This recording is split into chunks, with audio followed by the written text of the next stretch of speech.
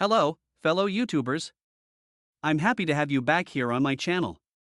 So grab your favorite snack, hit that like button, and let's dive into today's content. When Red Bull co-founder Dietrich Mateschitz died in late 2022, it was always possible that Red Bull Racing would be vulnerable to a fundamental shift in how the parent company wanted to proceed with its F1 program. Many believe that this is happening now. There is the Christian Horner contingent on one side, believed to have the support of the Thai family that owns 51% of Red Bull's parent company.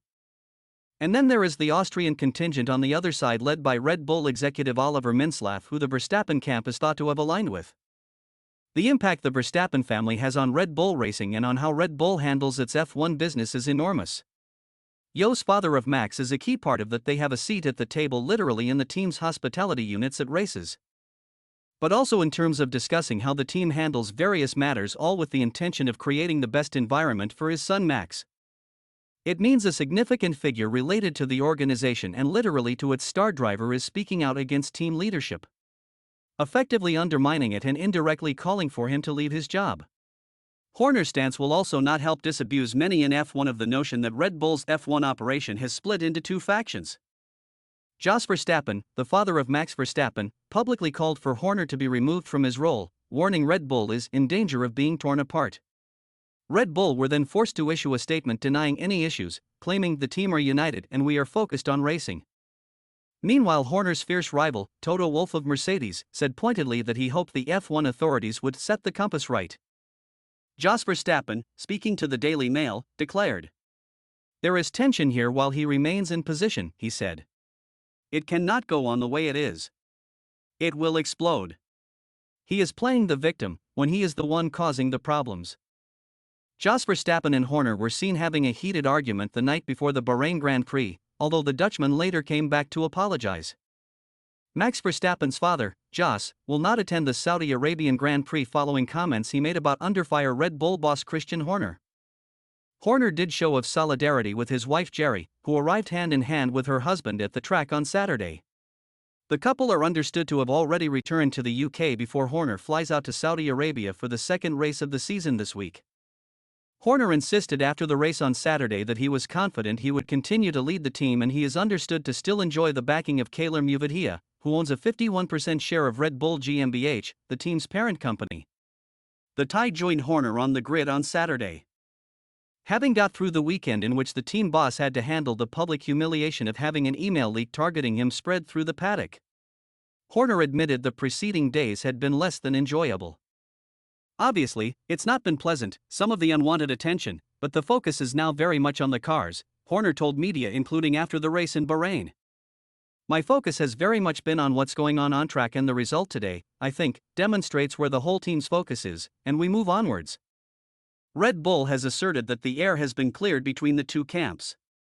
However, Max Verstappen's recent statement marked the first public acknowledgement of what has been widely perceived as a significant rift within the team. At the core of this divide is Jos Verstappen, who plays a central role in his son's career and decision-making process.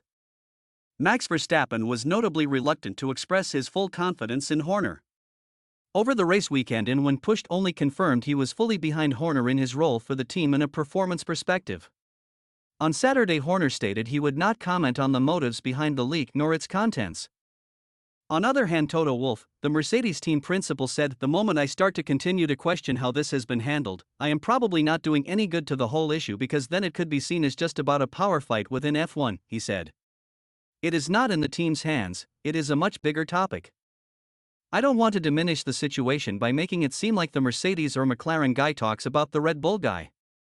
Let's see how it goes in the next days, and I would very much hope the governing body, the commercial rights holder, sets the compass right." Speaking to Sky Germany, Helmut Marko shared his emotions on the matter after it was brought to an end. "We are happy that there is a decision," he said. "I don't want to comment on the rest. I can't say anything about that. I'm not involved in this matter. I was not involved in the investigation, and the fact remains that I cannot and will not comment on it." McLaren boss Zak Brown also showed disapproval of how Red Bull is addressing the Horner issue. He said of Red Bull's statement, "I think from what I've seen there continues to be a lot of rumors and speculation, questions. I think the sanctioning body has a responsibility and authority to our sport, to our officials. I think all of us in Formula One are ambassadors for the sport on and off the track, like you see in other sports, and so I think they need to make sure that things have been fully transparent with them. And I don't know what those conversations are, and that needs to be thorough, fully transparent, and that they come to the same conclusion that has been given by Red Bull, and that they've agreed with the outcome.